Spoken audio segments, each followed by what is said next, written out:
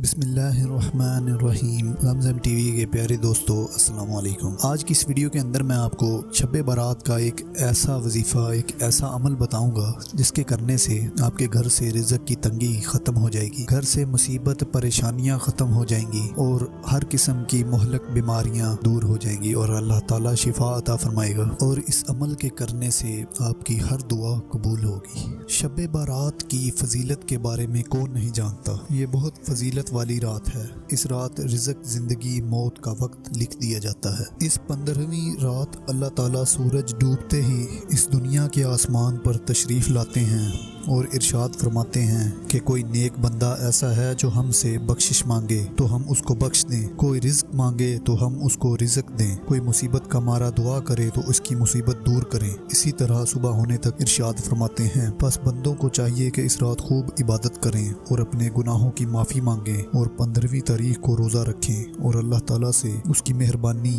اور اس کی بخشش طلب کریں۔ حضرت حسن بصری رحمۃ اللہ علیہ فرماتے ہیں کہ شب برات کی رات کو جو کوئی یہ عمل کرتا ہے، اللہ تعالیٰ اس کی طرف 70 مرتبہ نگاہ کرتا ہے اور ہر بار اس کی طرف نگاہ کرنے پر اس کی 70 حاجتیں پوری کرتا ہے۔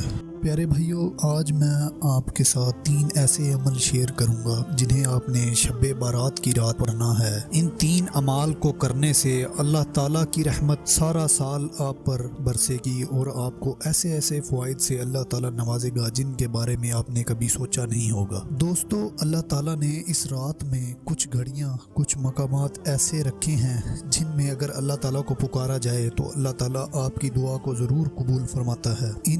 دوستو، آپ نے یہ 3 دعائیں، یہ 3 اعمال ضرور کرنے ہیں۔ ان اعمال کے علاوہ بھی آپ نے نفلی عبادت کرنی ہے، نوافل پڑھیں، ذکر و اذکار، قرآن پاک کی تلاوت کریں، اللہ رب العزت سے اپنی گناہوں کی معافی مانگیں۔ اب ان دعاؤں کو آپ نے پڑھنا کیسے ہے؟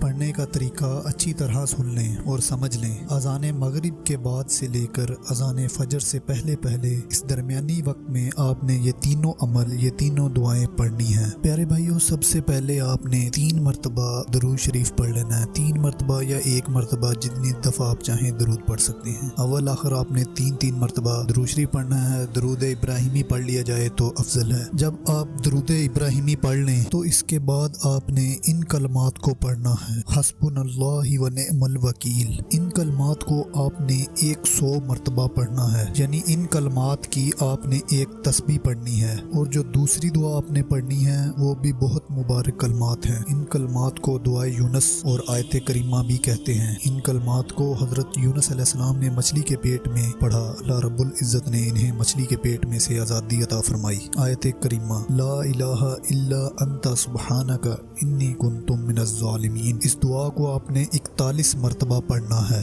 جب بھی آپ کسی پریشانی میں مبتلا ہوں، کسی مصیبت میں گرفتار ہوں تو آپ ان کلمات کو کثرت کے ساتھ پڑھنا شروع کر دیں۔ جب آپ ان کلمات کو کثرت کے ساتھ پڑھیں گے تو وہ آپ پر آئی ہوئی مصیبت، پریشانی اسی وقت ختم ہو جائے گی انشاءاللہ۔ اور جو تیسرا عمل آپ نے کرنا ہے وہ عمل ہے سورۃ اخلاص۔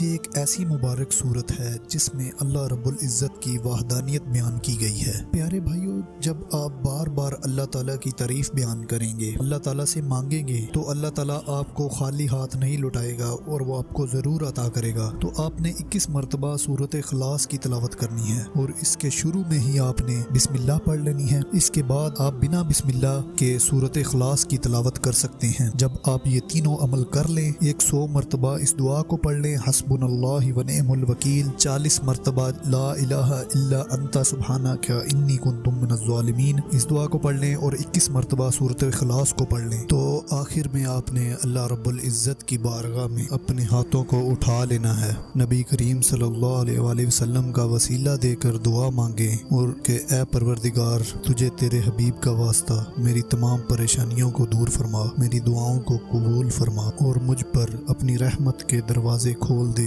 اور میرے رزق میں اضافہ فرما۔ آپ نے اپنے الفاظ میں اللہ رب العزت کی بارگاہ میں خصوصی دعا مانگنی ہے۔ میرے پیارے بھائیوں، ایسے موقع زندگی میں بار بار نہیں ملتے۔ اللہ رب العزت نے یہ موقع عطا کیا ہے، اس موقع سے آپ نے ضرور فائدہ اٹھانا ہے۔ اس رات کو آپ نے ہرگز ضائع نہیں کرنا۔ اس رات میں آپ نے یہ تینوں عمل ضرور کرنے ہیں اور ان اعمال کے ساتھ آپ نے نفلی عبادت بھی کرنی ہے، نوافل بھی پڑھیں، قرآن پاک کی تلاوت، ذکر و اذکار اور وظائف وغیرہ پڑھیں اور اللہ تعالیٰ کو راضی کرنے کی کوشش کریں۔ جب اللہ تعالیٰ راضی ہو جائے گا تو پھر ہماری دنیا بھی سنور جائے گی، ہماری آخرت بھی سنور جائے گی اور اللہ رب العزت ہمارے لیے بہترین فیصلے کرے گا۔ اس عمل کو آپ نے پختہ یقین کے ساتھ پڑھنا ہے اور صدقے دل سے دعا مانگنی ہے، تبھی آپ کو اس عمل کے کرنے کا فائدہ ہوگا۔ دعا ہے کہ اللہ تعالیٰ ہم سب کے گناہوں کو معاف فرمائے اور میری اور آپ سب کی نیک اور جائز خواہشات کو پوری فرمائے، آمین ثم آمین۔